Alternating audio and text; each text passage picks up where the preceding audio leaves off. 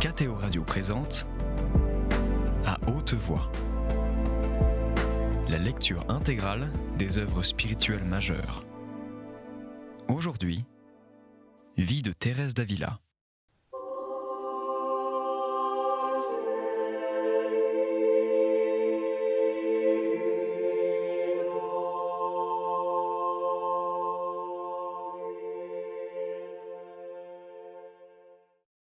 Chapitre 20.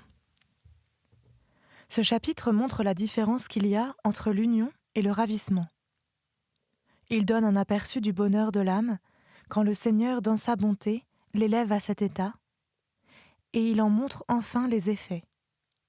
Cela est digne de beaucoup d'admiration. Je voudrais bien, avec l'aide de Dieu, pouvoir exposer la différence qu'il y a entre l'union et le ravissement, qu'on appelle encore élévation, vol d'esprit, transport, car c'est tout un. Je dis que tous ces dons signifient une même chose, qu'on appelle aussi extase. Le ravissement l'emporte de beaucoup sur l'union.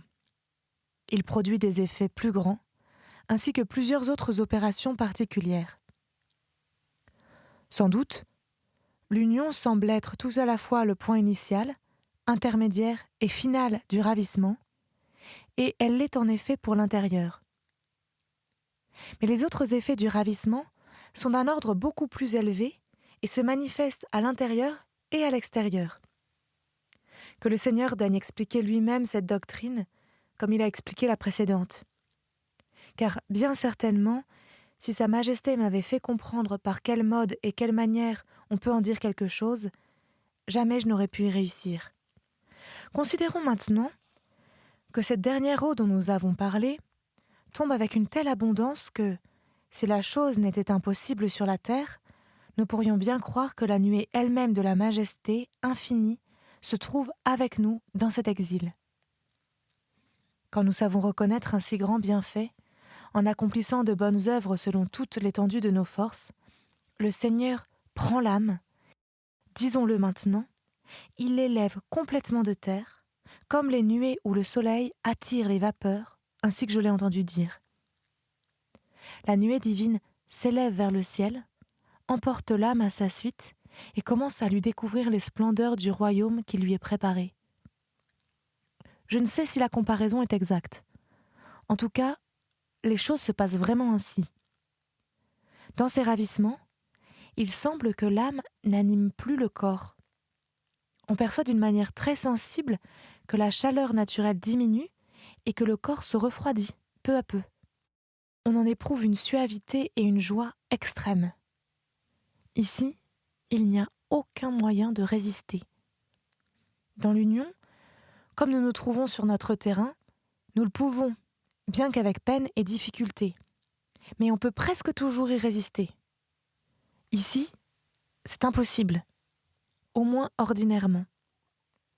Très souvent même, prévenant toute pensée, toute coopération, le ravissement fond sur vous avec une impétuosité si soudaine et si forte que vous voyez, que vous sentez s'élever cette nuée ou cet aigle puissant qui vous emporte sur ses ailes. On comprend, on voit, ai-je dit, qu'on est emporté, mais on ne sait à quel endroit. Malgré les délices que l'âme éprouve, elle ne laisse pas cependant, vu sa faiblesse naturelle, d'être saisie de crainte dans les commencements. Elle doit donc avoir beaucoup plus de courage et d'énergie que dans les oraisons dont j'ai parlé précédemment, pour tout risquer, malgré tout ce qui peut arriver, pour s'abandonner entièrement entre les mains de Dieu et aller volontiers partout où on la transportera. D'ailleurs, elle est transportée ainsi malgré elle. La violence était telle que j'aurais voulu très souvent résister à ce ravissement. J'y opposais toutes mes forces, spécialement quand parfois il me prenait en public, et fréquemment en particulier parce que je craignais d'être l'objet d'une illusion. Parfois, je pouvais opposer quelques résistances, mais c'était au prix d'une fatigue extrême. Semblable à une personne qui a lutté contre un géant puissant, je me trouvais après le combat épuisée de lassitude.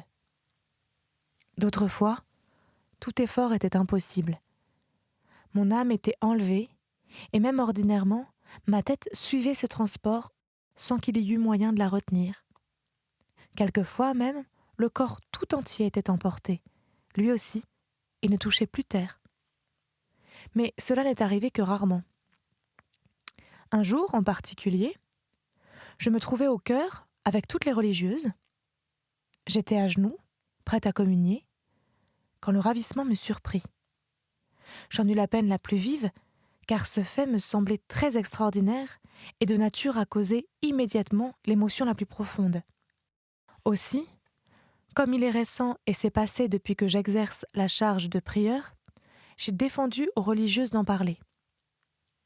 D'autres fois, dès que je comprenais que le Seigneur allait me ravir de la sorte, je me jetais par terre. Un jour, cela m'arriva pendant un sermon auquel assistaient des dames de qualité, en la fête de notre titulaire. On s'empressa autour de moi pour retenir mon corps, mais on ne laissait pas de reconnaître le ravissement. Aussi, je suppliai instamment le Seigneur de ne plus me donner ces faveurs qui se manifestent par des signes extérieurs, car j'étais fatiguée de m'imposer à cet égard la plus grande circonspection. Et Sa Majesté pouvait bien m'accorder la même grâce, sans qu'on n'en sût rien au dehors. Je crois que, dans sa bonté, le Seigneur a écouté ma prière, car depuis lors, jamais rien de semblable ne m'est arrivé. Mais il y a peu de temps, il est vrai, que je lui ai adressé cette supplique.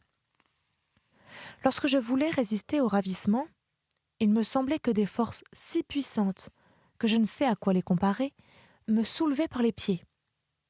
Elles me saisissaient avec une impétuosité beaucoup plus grande que dans ces autres choses de l'esprit dont j'ai parlé. Aussi, j'en étais toute brisée, car c'est là un combat terrible, et, quand Dieu le veut, tous nos efforts servent de peu. Il n'y a pas de pouvoir contre le sien. Parfois, il daigne se contenter de nous montrer qu'il veut nous accorder cette grâce et qu'il ne tient qu'à nous de la recevoir. Si nous y résistons par humilité, elle produit en nous les mêmes effets que si nous y avons apporté un plein consentement. Ces effets sont grands dans l'âme qui les reçoit. Le premier, c'est de montrer le souverain pouvoir de Dieu. Quand Sa Majesté le veut, nous sommes aussi incapables de retenir le corps que l'âme, et nous n'en sommes plus les maîtres. Bon gré mal gré, nous voyons que nous avons un supérieur, que ses faveurs sont un don de sa main, et que de nous-mêmes, nous ne pouvons rien, absolument rien. Il s'imprime alors dans l'âme une humilité profonde. J'avoue même que, dans les débuts, j'étais saisie d'une frayeur très vive en voyant mon corps ainsi élevé de terre. Et bien que l'âme l'entraîne à sa suite avec la plus grande suavité, quand on ne résiste pas, elle ne perd pas cependant l'usage des sens. Pour moi, du moins, je le conservais assez pour comprendre que j'étais élevée de terre. À la vue de la majesté de celui qui peut produire ce phénomène, les cheveux se dressent sur la tête et on est pénétré de la crainte la plus vive d'offenser un Dieu si grand. Mais cette crainte est enveloppée de l'amour le plus ardent. Et cet amour grandit encore, quand on voit le Seigneur porter une charité si excessive à un ver de terre qui n'est que pourriture. Non content, ce semble, d'élever d'une façon si vraie l'âme jusqu'à lui, il veut élever aussi ce corps si fragile, ce limon de la terre, devenu si abject par tant d'offenses. Un autre effet du ravissement, c'est un détachement merveilleux que je ne saurais expliquer. Mais je puis dire, ce me semble, que ce ravissement diffère sur plusieurs points des faveurs qui s'adressent à l'âme seule et opère en elle le détachement de toutes les choses créées. Il les surpasse. Ici, en effet, le Seigneur veut, ce me semble, que le corps lui-même manifeste ce détachement par les œuvres. On devient alors si étranger à toutes les choses d'ici-bas que le fardeau de la vie devient beaucoup plus pénible. On éprouve ensuite une peine que nous ne saurions nous procurer nous-mêmes, ni éloigner de nous quand nous l'avons. Je désirerais vivement faire comprendre cette grande peine. Je crois que je n'y réussirai pas. J'en dirai cependant quelque chose, si je le puis. Voici tout d'abord ce que je dois faire remarquer. La grâce dont je parle maintenant m'arrive depuis peu de temps. Elle est donc postérieure à toutes les visions et révélations dont je parlerai plus loin, et à cette époque où, m'étant complètement adonnée à l'oraison, j'y ai reçu du Seigneur les suavités et les délices les plus grandes. Ces consolations viennent encore m'envahir parfois, mais bien souvent, et même presque constamment, je suis pénétrée de cette peine dont je vais parler. Elle est tantôt plus profonde, tantôt moins. Je veux la considérer en ce moment dans son degré le plus intense. Je compte parler plus loin de ces grands transports que je ressentais quand Dieu daigna me favoriser de ravissement. Mais, à mon avis, la peine causée par ces transports n'est rien auprès de celle dont il s'agit maintenant. Je ne crois pas exagérer beaucoup en disant qu'il y a autant de différence entre elles qu'entre une chose très corporelle et une autre très spirituelle. Ce tourment qui a lieu dans le ravissement, l'âme semble l'éprouver en compagnie du corps et le partager avec lui. Mais elle n'est pas dans ce délaissement extrême dont je parle en ce moment. Car, ainsi que je l'ai dit, nous ne pouvons rien relativement à cette peine. Souvent même, l'âme se trouve tout à coup envahie par un désir véhément. Elle ne sait comment il se produit, mais en un instant, elle en est toute pénétrée. Et elle arrive alors à un tel excès de douleur qu'elle s'élève bien au-dessus d'elle-même et de toutes les créatures. Dieu alors la rend si étrangère à toutes les choses d'ici-bas qu'elle ne pourrait, se semble, malgré tous ses efforts, en trouver aucune pour lui tenir compagnie. D'ailleurs, elle ne le voudrait pas. Elle n'aspire qu'à mourir dans cette solitude. En vain on lui parle, en vain cherche-t-elle elle-même à parler. Tout est peine perdue. Son esprit, malgré tout, demeure dans cette solitude. Et, bien que Dieu semble très éloigné, il lui découvre parfois ses grandeurs de la manière la plus merveilleuse qui se puisse imaginer. Ainsi on en saurait parler. Et, à mon avis, il faut avoir passé par cet état pour le croire et le comprendre. Cette communication n'est pas destinée à consoler l'âme, mais à lui montrer combien elle a raison de gémir en se voyant absente d'un bien qui renferme en soi tous les biens. Par là s'agrandit encore le désir et le tourment de la solitude où l'âme se voit en proie à une peine si subtile et si pénétrante. Transportée ainsi dans ce désert, elle peut bien, se semble, dire en toute vérité comme le prophète royal « J'ai veillé, et je suis devenu comme le passereau solitaire sur le toit. » J'imagine que David, au moment où il parlait de la sorte, se trouvait dans cette solitude. Mais comme il était saint, il dut recevoir de Dieu la grâce de la sentir d'une manière bien plus excessive. Quand je l'éprouve moi-même, je me rappelle ce verset, et il me semble que ce qu'il exprime se passe en moi. Ce m'est une consolation de voir que d'autres personnes, et surtout de telles personnes, ont passé par ces rigueurs de la solitude. Ainsi donc, l'âme, se semble, n'est plus en elle-même, mais sur le fait, ou la partie la plus élevée d'elle-même, au-dessus de toutes les créatures. On dirait qu'elle habite plus haut encore, et se trouve au-dessus de la partie la plus élevée d'elle-même. D'autres fois, l'âme paraît se trouver dans la plus grande détresse. Elle se dit et se demande à elle-même « Où est donc ton Dieu ?» Il faut remarquer que je ne savais pas bien au début ce que voulaient dire ces versets en langue vulgaire. Mais après en avoir eu l'intelligence, j'éprouvais de la consolation à considérer que notre Seigneur, sans travail de ma part, les avait rappelés à ma mémoire. Dans d'autres circonstances, je me souvenais de ce que dit saint Paul, qu'il était crucifié au monde. Je ne dis pas qu'il en est ainsi pour moi, je vois trop bien que non. Mais il me semble que l'âme est dans un état tel qu'il ne lui vient aucune consolation du ciel, où elle n'habite pas encore, ni de la terre, où elle n'est plus, et d'où elle ne veut point en recevoir. Elle est pour ainsi dire crucifiée entre le ciel et la terre, et dans sa souffrance, elle n'a de secours ni d'un côté, ni de l'autre.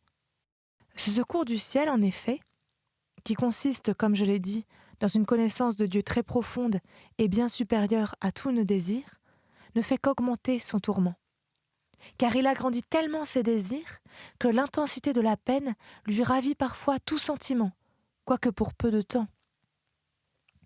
Il semble qu'on endure toutes les douleurs de la mort, et cependant, cette souffrance est accompagnée d'une joie si délicieuse que je ne sais à quoi la comparer.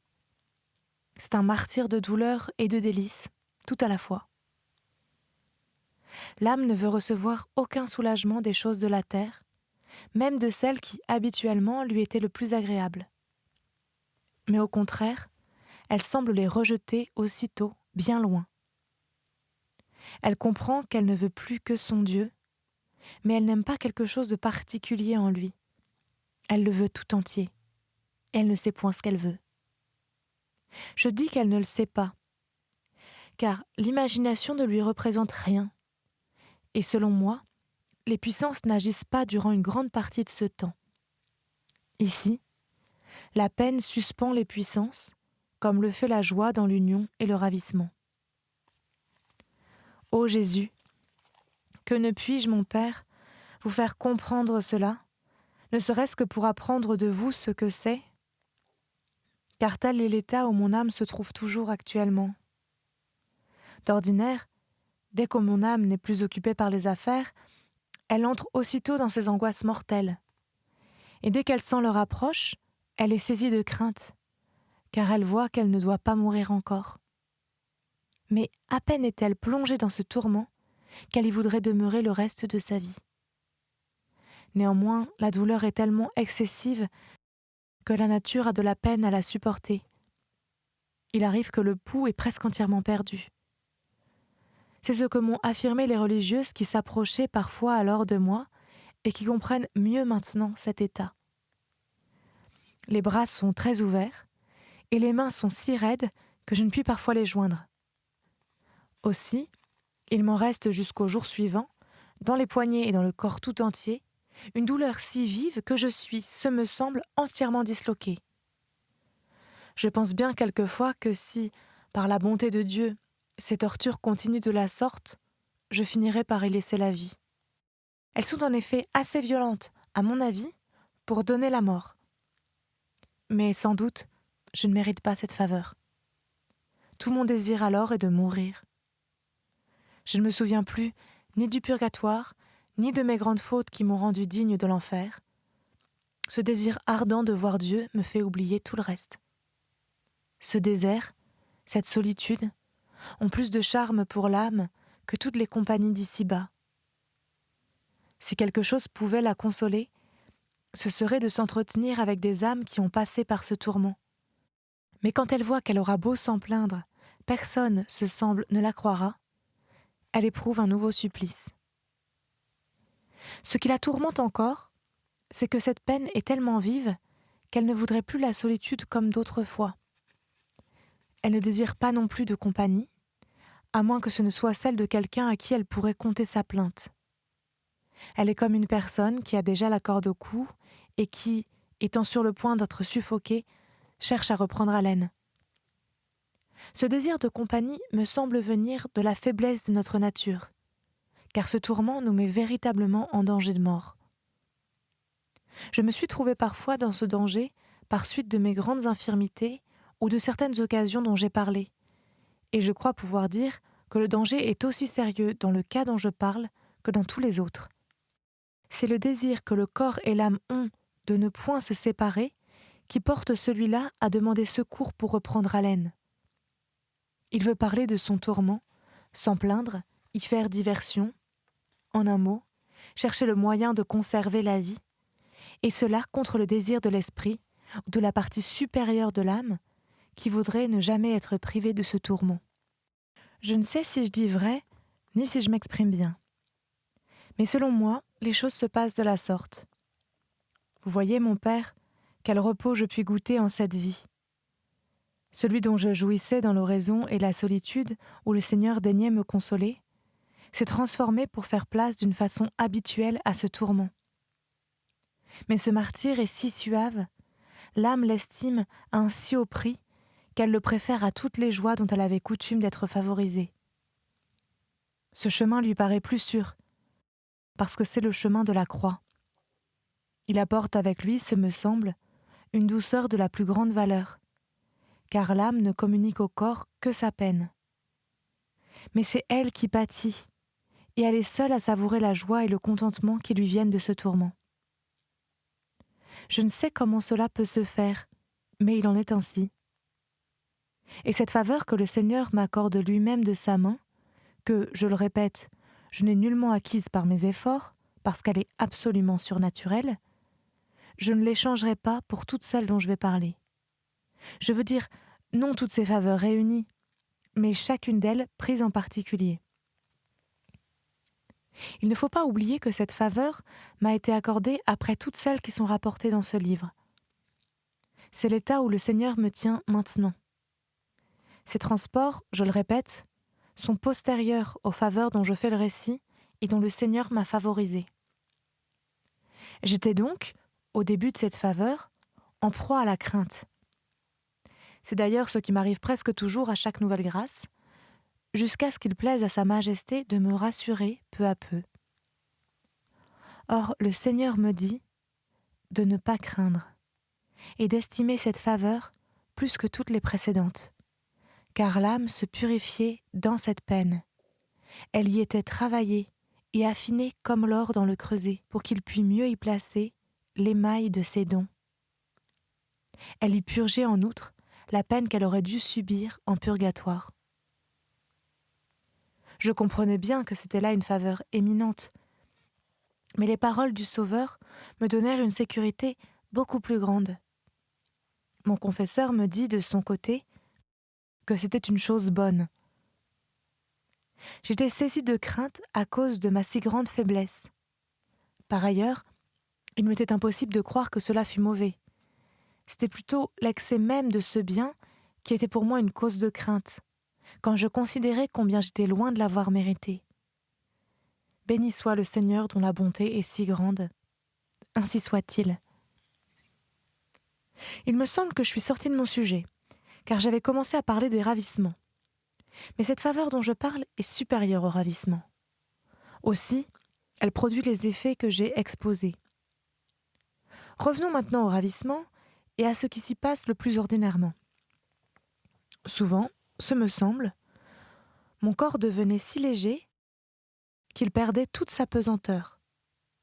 Parfois même, c'était à tel point que je ne sentais plus, pour ainsi dire, mes pieds toucher le sol. Quand, en effet, il y a ravissement, le corps est comme mort, et souvent dans l'impuissance absolue de rien faire. Le ravissement le laisse toujours dans l'attitude où il le saisit. S'il le trouve assis, les mains ouvertes ou fermées, il le laisse en cet état. Bien qu'on perde rarement l'usage des sens, il m'est arrivé quelquefois d'en être complètement privé. Mais ce cas a été rare et de peu de durée. Généralement, les sens sont dans le trouble. S'ils ne peuvent nullement agir par eux-mêmes à l'extérieur, on ne laisse pas cependant d'entendre et de percevoir les sons comme s'ils venaient de loin. Je ne dis pas toutefois que l'on entend ou que l'on perçoit les sons quand le ravissement est dans son plus haut degré. Je désigne ainsi l'état où les puissances sont suspendues à cause de leur union très intime avec Dieu. Alors, ce me semble, on ne voit, on entend, on ne sent rien. Comme je le dis précédemment dans l'oraison d'union, cette transformation complète de l'âme en Dieu est de courte durée. Mais tout le temps qu'elle dure, aucune puissance n'a le sentiment d'elle-même, ni ne sait ce qui s'accomplit alors. Sans doute, il ne convient pas que nous en ayons connaissance tant que nous sommes sur la terre.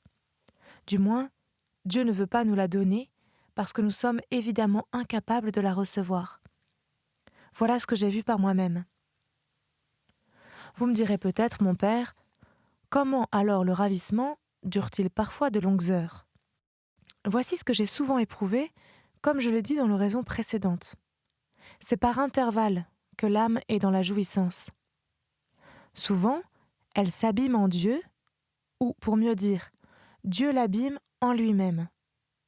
Il la tient ainsi quelques instants, puis il ne garde que la volonté. Quant aux deux autres puissances, elles sont en mouvement, comme l'ombre produite par l'aiguille du cadran solaire qui ne s'arrête jamais. Mais dès que le soleil de justice le veut, il sait les arrêter, et je dis que cela est de courte durée. Toutefois, le transport et l'élévation de l'esprit ayant été très grands, la volonté, malgré l'agitation où retombent les autres puissances, demeure abîmée en Dieu. Comme souveraine du corps tout entier, elle produit l'opération que j'ai dite. Dès lors que les deux puissances qui sont toujours en mouvement cherchent à la troubler et qu'il est mieux d'avoir le moins d'ennemis possible, elle veille à n'être point inquiétée par les sens. Elle les tient donc suspendus, car telle est la volonté du Seigneur. Les yeux sont ordinairement fermés, quoique l'on ne veuille pas les fermer. Si parfois ils restent ouverts, comme je l'ai déjà dit, on ne distingue rien, on ne remarque rien. Le corps a donc perdu ici beaucoup de son pouvoir d'agir par lui-même. Aussi, quand les puissances voudront s'unir de nouveau, elles auront moins de difficultés.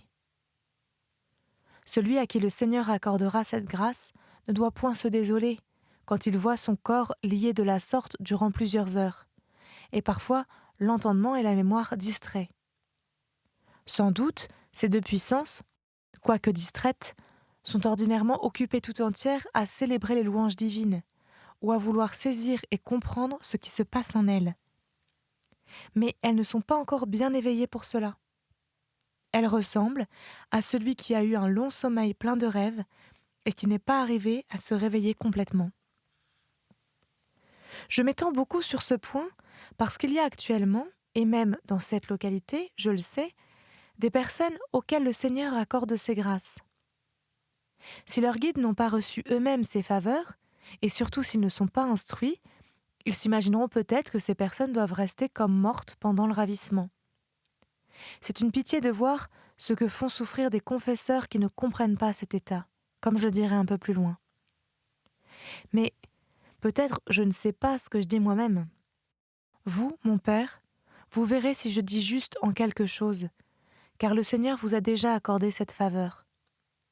Il y a peu de temps, il est vrai, que vous l'avez reçu. Et peut-être pour ce motif, vous n'aurez pas observé les faits aussi bien que moi. Ainsi donc, quoi que je fasse, je demeure assez longtemps après le ravissement, sans que le corps puisse se mouvoir, parce que l'âme lui a pris toutes ses forces. Souvent, ce corps, qui était bien infirme et torturé de douleurs aiguës, se trouve guéri et plus dispos pour agir. C'est une grâce insigne que l'on reçoit alors. Le Seigneur veut parfois, je le répète, y faire participer le corps qui a déjà obéi au désir de l'âme. Quand l'âme revient à elle-même, il arrive, si le ravissement a été très élevé, qu'elle se trouve pendant 1 ou 2 jours ou même 3 avec des puissances complètement absorbées, et elle-même est si enivrée qu'elle paraît encore hors d'elle-même. C'est là que l'âme souffre de se voir obligée de revenir à cette vie d'ici-bas. C'est là que ses ailes ont grandi. Elle a déjà perdu son duvet. Elle peut prendre son vol. C'est là qu'elle déploie complètement l'étendard pour la cause du Christ. Il semble vraiment que le gouverneur de cette forteresse est monté, ou plutôt a été porté à la tour la plus haute pour y arborer la bannière de Dieu. De là, l'âme considère ceux qui sont en bas comme une personne qui est en lieu sûr. Bien loin de redouter les dangers, elle les désire au contraire, comme si on lui donnait en quelque sorte l'assurance de la victoire. C'était À Haute Voix, une émission de KTO Radio. Aujourd'hui, Vie de Thérèse d'Avila. Lecture, Marie Rambaud. Captation et réalisation, Aymeric Plouminec et Thibaut Dagalier. Une émission disponible en podcast sur ktoradio.com et sur l'application KTO Radio.